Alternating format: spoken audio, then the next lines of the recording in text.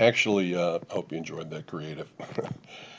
That creative was done by, it's kind of an interesting story. Power Mat, I was pulled in to consult for the launch.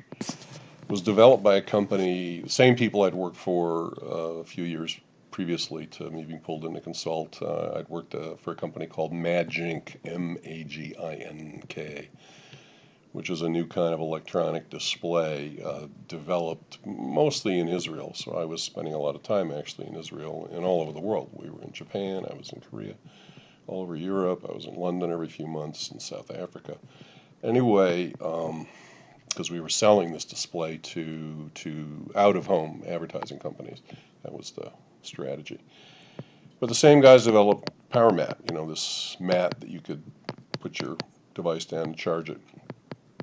And they got a company called Homedics.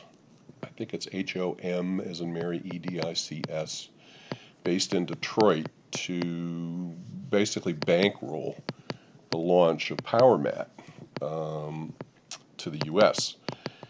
And to hire an agency, basically what they did through contacts, one thing or another, they got two older, very senior, very smart creative guys, an art director and a copywriter, who had been top creative people at an agency called BBDO.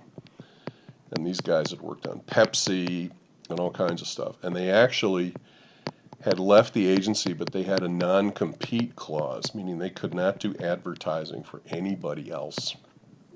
So I can't give you their names. Not that I'd remember them. So they were working on the sly behind the scenes. Now, the first meeting I went to consult the Power Mat, I flew to Detroit for a couple of days, and they were there at the meeting. This is because Homedics is based in Detroit. And the creative people were at the meeting, and the deal they made with Power Mat was for stock. They didn't even get cash compensation for the creative work they did. They wrote the campaigns, and then another smaller little boutique agency was hired to produce the campaign. So these guys did not attend meetings with media agency or anything else. They worked through this other boutique agency. They were behind the scenes because they weren't supposed to compete. They could have been sued by BBDO. And they got stock in Power Mat, which ended up doing very, very well because they merged with Duracell, and a lot of people made a lot of money. Anyway, the agency for the media was an agency called Group Maxis, which was under Group M, one of the big conglomerates under Omnicom. And so I see this is a long time ago, 2009. You guys were little pipsqueaks at that point.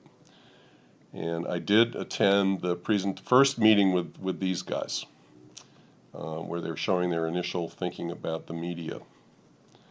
And this is a deck they handed out, which I scanned. And this was the purpose of the meeting. So the Power Mat client was there. I was there as a consultant. The little boutique creative agency, not the guys that really wrote the creative because they couldn't show up in public, quote unquote. The boutique agency was there to handle the production details, the timing, and everything else. Okay, so, and the agency, Maxis, is presenting to the Power Mat client.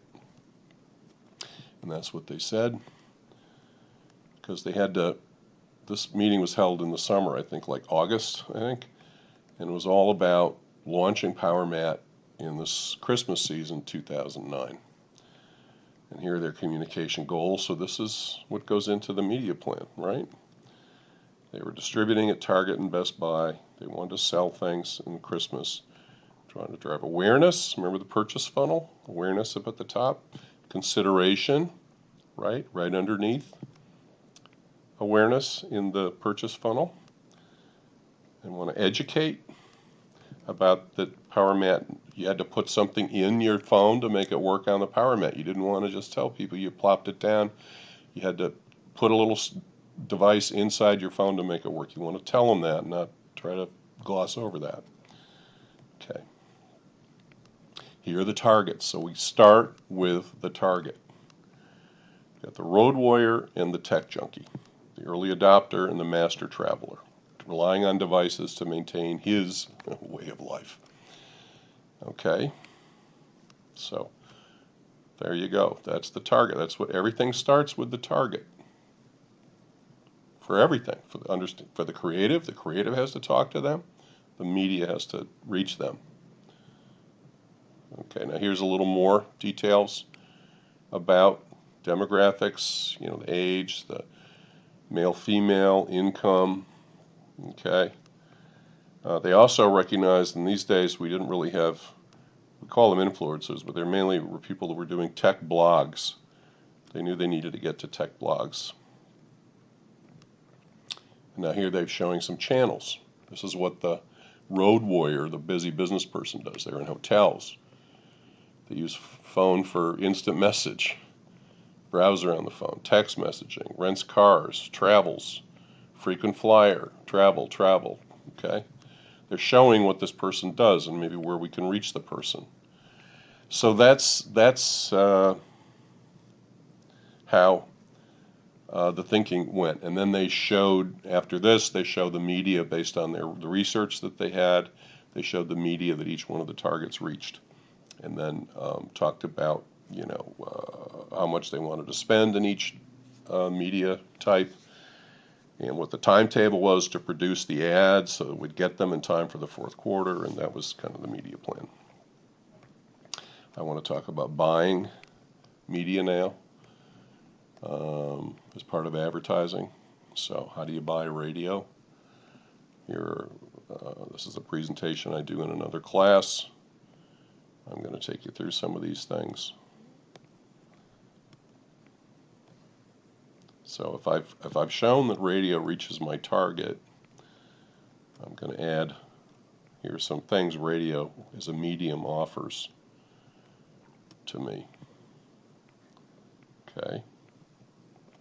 Yes, radio has strengths. That's Arnold Schwarzenegger. I'm the party pooper. Arnold Schwarzenegger, bodybuilder. That's how he started. And if you're going to include radio in the media plan, you better make sure your creative team thinks that the advertising strategy and what they have to accomplish can be done with audio on radio. Can it be done on radio? Creative people always dress in black. So one of the things I'm going to look at when I'm buying radio is, am I going to be on a network? There is some national radio network. A lot of that is talk radio. This is Rush Limbaugh. He actually died, I think, within the past year or so. He had 15 million regular listeners all across the country. And there are some other networks. Premier Networks is part of, actually, Rush Limbaugh worked, I should say, for Premier Networks. They claim they reach 245 million people a month with their network. Here are some of the people on their talk radio. This is from a while ago because Rush is still alive. Here's some of their entertainment programs. But radio is mostly local.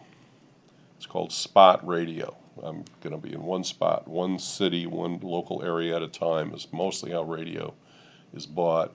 It's a local medium. And if I'm going to buy radio locally, there are rep firms who will represent lots of local stations.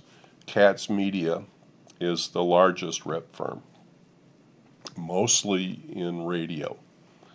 So I would call Katz Media, and they would, and tell them I want these markets and I want this demographic coverage, and they would put together a plan for me by calling all the local markets that they represent and figuring it all out for me.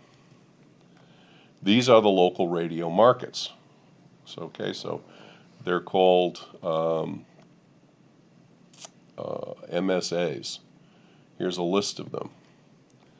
So you're not just buying a city, okay? You're buying some counties around the city for the most part. It's the area where the radio signal goes.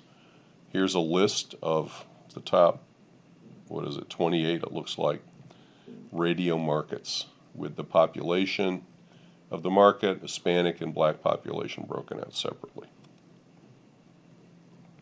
302 total MSAs in the U.S. Now, a key thing that you do when you buy traditional media, most traditional media, you can look up, if you're not using a rep firm, you go to a site called srds.com, Standard Rate and Data Services.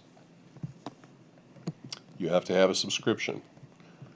And pretty much all agencies, many clients have subscriptions. Okay, so here are TV and cable media, radio media. So if I go to radio media here, I can look up cities and see what stations are available in each city. And here's what I can see. I can get contact info, format, what do they play, who listens, who are the salespeople there I need to talk to, ... And then this is if I'm not working with a network, I can call the station directly and do my own negotiating using SRDS.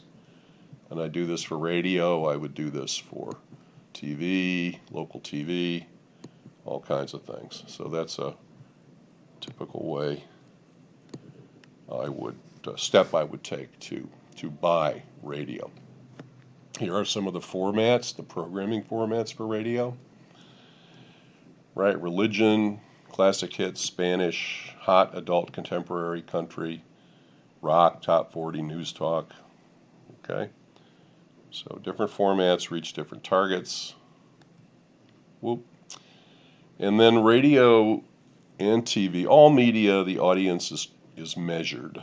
And Nielsen does the measuring for radio and still for TV, although it's controversial for TV. There's some other people trying to take that business away. But basically, Nielsen will go to each one of those markets that you saw, the 302 MSAs, and they'll find a sample of households, 500 household, whatever it is, and they'll pay those people in the households a little bit to track what they listen to on the radio. And they can give them a device that they wear in their belt or carry in their purse that'll automatically track any radio they're listening to. And these are radio ratings in New York City, population 16,285,000. And the ratings where you see WLTW-FM, Adult Contemporary, iHeartMedia is the owner, okay, of this radio station. 7.1 is the rating November 19th.